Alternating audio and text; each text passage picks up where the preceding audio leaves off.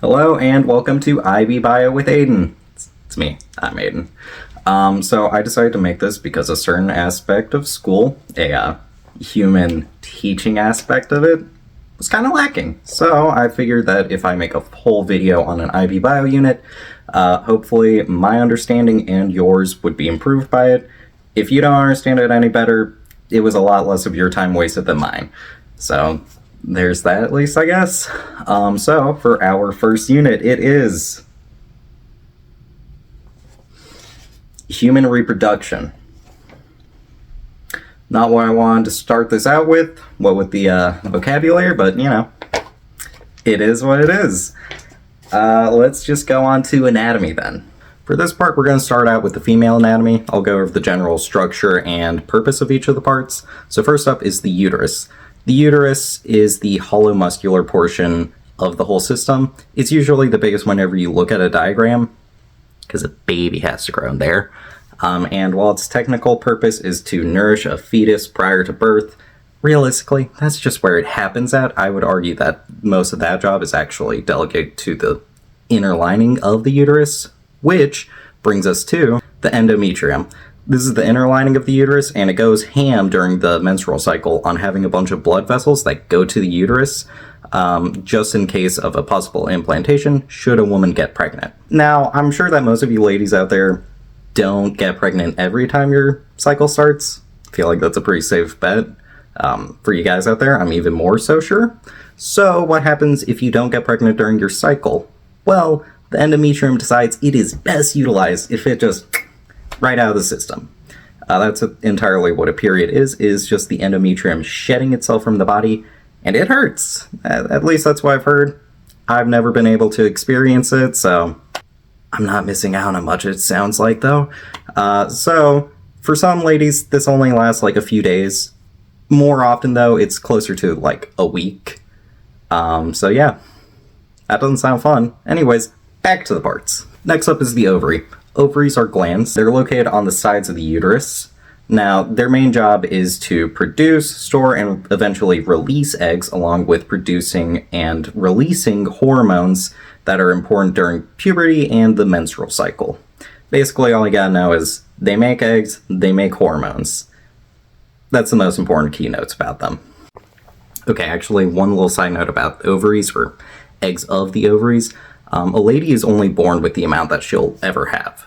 Like, say if she's got 1,000 and she loses one from, like, either having a child or having a period, she's down to 999.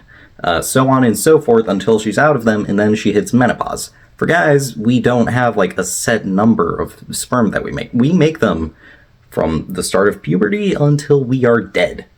I just wanted to make sure we're all clear on that. Okay, anyway, next up we've got the fallopian tubes, or also known as the oviducts.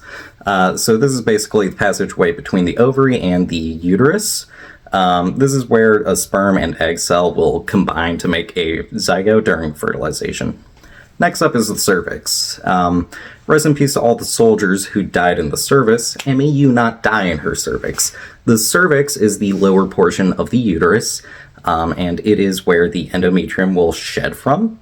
It is also where your big head came from while you were being born. Yeah, that tiny hole. Say sorry to your mom. Anyways, it acts as a gateway between the uterus and... Yeah, I'm scared to say it because, like, I don't know if it's going to take him down. We're going to call it the V, okay? We're going to just do that, okay? Can we just agree that that's where we're going to leave it at? Yeah? Okay, cool. So it's the gateway between the uterus and the V. And it also acts as a physical and chemical barrier of the uterus from the outside world by producing a mucus. Next up, we've got the V. Yay! This is a muscular canal lined with mucous membranes that connects the cervix to the outside of the body. This is where endometriums and babies will exit to enter the great big world. This is also where intercourse happens at. I'm sure you all know about that though already. Anyways, next up is the vulva. It's the external genitalia of a lady. It offers as a sensory tissue and more protection of all the internal stuff from the outside world, and, you know, that's about as much as we need to say about it. Yeah, cool. Let's move on. Okay, so as much as I'd like to say that we're through with the most awkward portion of this video, we still gotta talk about the male sides of things. Yay! Alright, first up for guys, we've got the testes. Now, these are actually very similar to the ovaries in women. They're glands, just like ovaries. They make the sex cell, which for guys is sperm. And they make the primarily sex-based hormone, which for guys is testosterone. One thing to note about testosterone, it contains the root test in there, as in testes. I don't know, it might be helpful for you if you struggle to remember like where it comes from primarily and who it affects the most. It comes from the testes, and it affects primarily guys who have testes, who need testosterone. I don't know, hopefully it's helpful for you. I don't know. Okay, so next up we've got the epididymis. Shut up, I know that Diddy's in it, okay? Leave that in the comments. I'm a consummate professional, alright? So the epididymis is a long coil tube that is nearby the testes. It's where the sperm matures.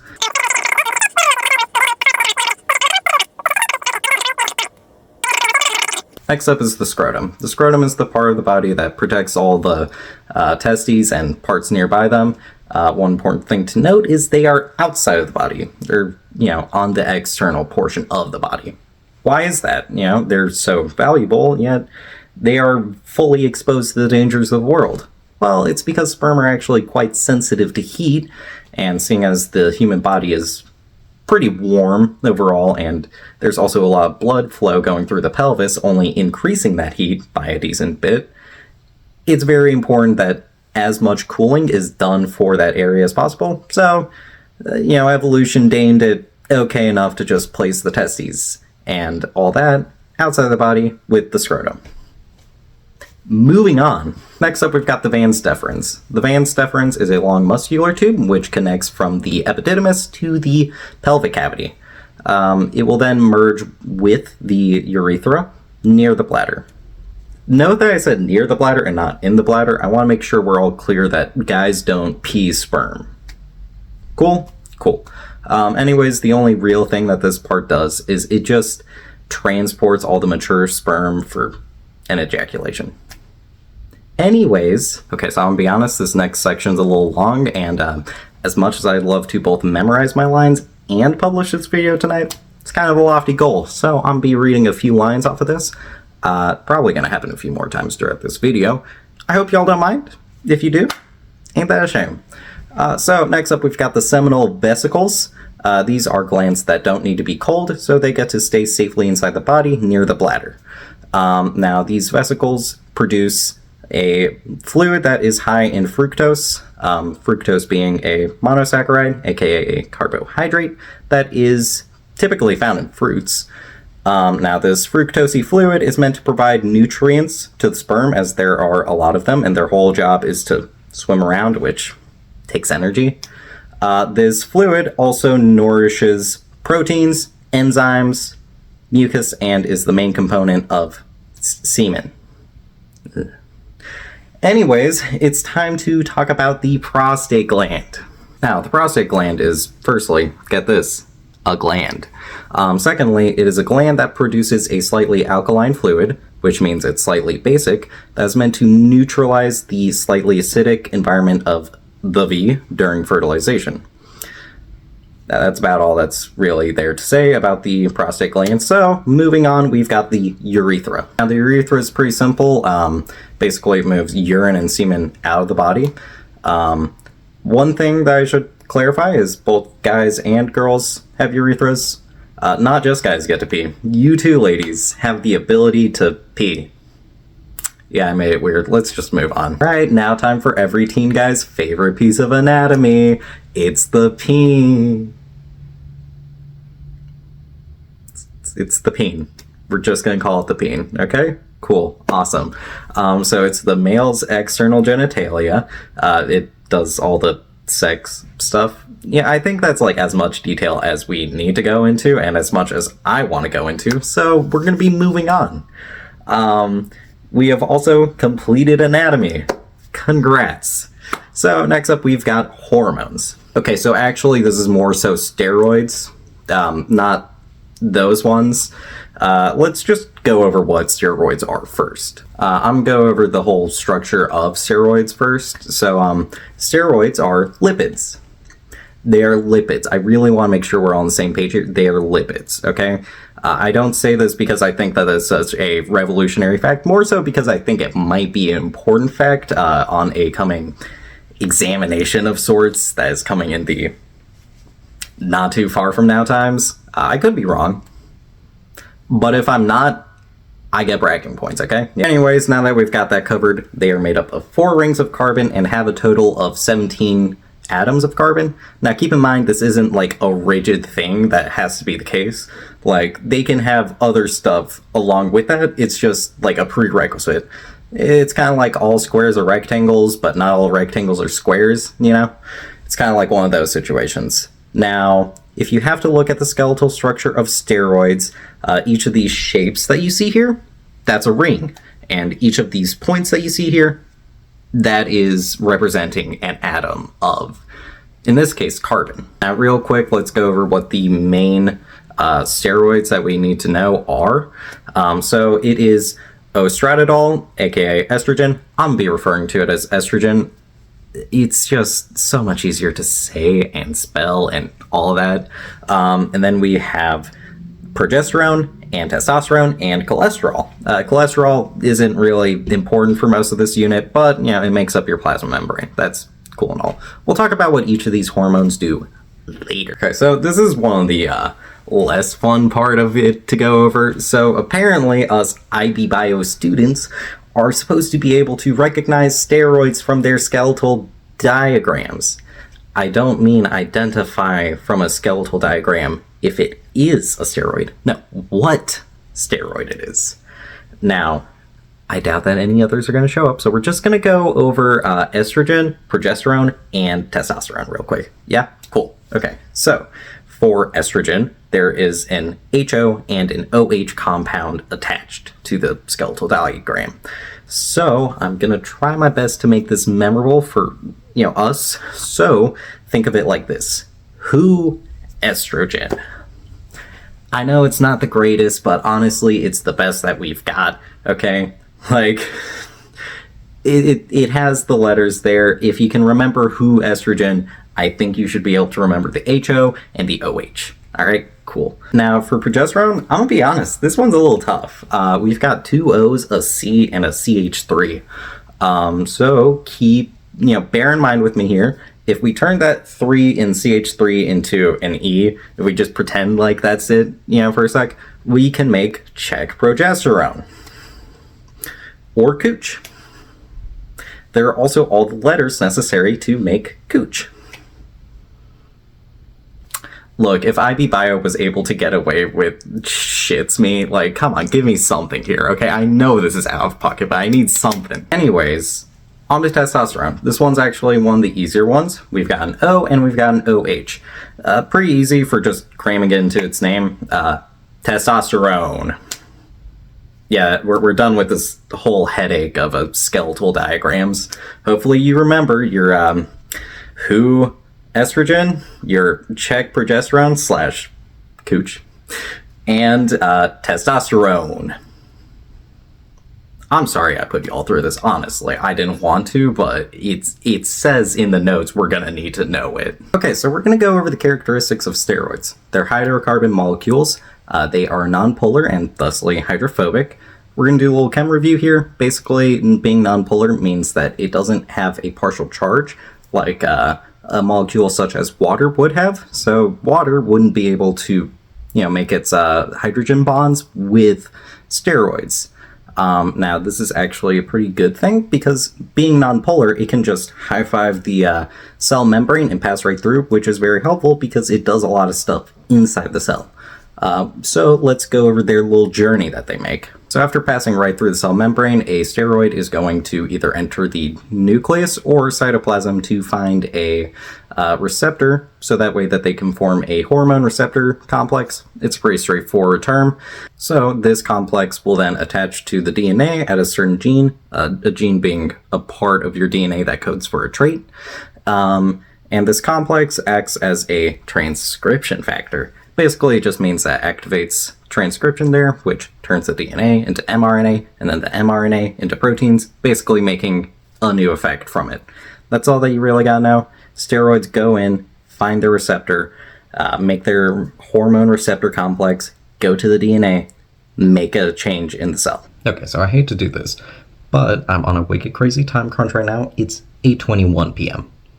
I've barely gotten through half of this. I'm not going to be able to finish this in time like I was hoping to. So what I'm going to do is, since the majority of this video was just going to be me talking through the notes anyways, I am going to go through this and I am going to pick out the most important parts that I picked up from the notes or should establish or, like clarify. And I will attach my sort of script that I comprised of the notes with this video. I'm going to attach it somehow. I don't know how yet, but I'll figure that out. What matters is we're going to go over what really matters, and we're going to skimp out on me just talking through notes that realistically probably aren't going to show up in the test anyways. Let's be honest. Anyways. Alright, so first, for puberty, since follicle-stimulating hormone and luteinizing hormone are produced and are non-steroidal, that means that in order for them to do stuff, they need receptors on the cell membrane. They need the transmembrane receptors.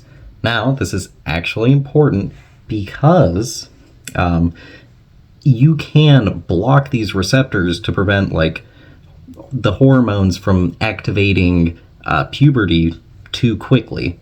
This isn't super helpful for if you want to go through puberty, but it is important for if you're going through it way too soon, which some people do, especially if they have a tumor or a mass of some sort on their hypothalamus or pituitary gland, because those are the two areas of the brain that produce the puberty hormones. Okay, so another thing, just because follicle stimulating hormone is, in the name, supposed to stimulate follicles, that doesn't mean that it can only affect ladies. It actually affects guys a pretty decent amount. It will come from the pituitary, go to the testes, activates and maintains spermatogenesis, so it is actually kind of similar to the stimulating of a follicle. It makes the sex cell. So that's just one thing I want to clarify. Follicle stimulating doesn't only apply to women, even though follicle is a major part of its name. Okay, so next up, we got a little fun fact about the hormones. For guys and gals, there is a massive difference in the drop-off as age goes along. So for guys, once they get old, yes, testosterone will drop off. For ladies, once they hit menopause, it is genuinely a drop-off. It is insane. And that's mainly because, the whole thing with guys continually produce sperm. Granted, as they get older, that sperm is lesser and of lesser quality, so it's probably best to lower testosterone to make them, less sexually all there. For ladies, though, they are completely unable to, reproduce once they hit menopause, so with that entirely goes all the hormones. Yeah, that's basically that. Okay, so now for a fun one, menopause. So menopause starts at 45 to 55. That's basically the whole fact. I don't know how useful that's going to be, but, maybe it shows up. Maybe it's useful. I don't know. That's basically all that. Okay, so I could be wrong about this one, but for fertilization, I do think that chemotaxis is probably the most important of the two taxes that, guide sperm, because thermotaxis, it's just detecting where's warmer, which in the human body it's such a small difference and also not that specific. But chemotaxis, it's all about the presence of the one of the compounds that the egg cell makes. So I think that if you had to call one of them more important, I think chemotaxis would be the most important for guiding sperm, because that's like specifically dependent on where the egg cell is. Again, may not show up on the test, I don't know. But if it does, I would stick with that. Again, though, could be wrong on it. Okay, so after fertilization, 8 weeks after fertilization, technically the embryo then becomes a fetus, or it's considered a fetus. Also, about 10 weeks post-fertilization, all the organs are just about formed. The only thing that isn't fully formed yet is the brain and spinal cord, which makes sense. The spinal cord, it is a ton of nerves. It is very complex, and the brain, also incredibly complex. That stuff needs like an insane amount of time to develop. It's what all of your energy goes to, so it's the most complex. It's what takes the most time to form. Yeah, that's basically all that for that. Okay, so we've got remembering mammals. This is pretty easy, all things considered. So the main 3 characteristics of a mammal is that it has hair, it produces milk from mammary glands, and it has 3 bones in its inner ear. So the way I'm going to try to remember it, maybe the way that you can remember it, is ham, mam, bam.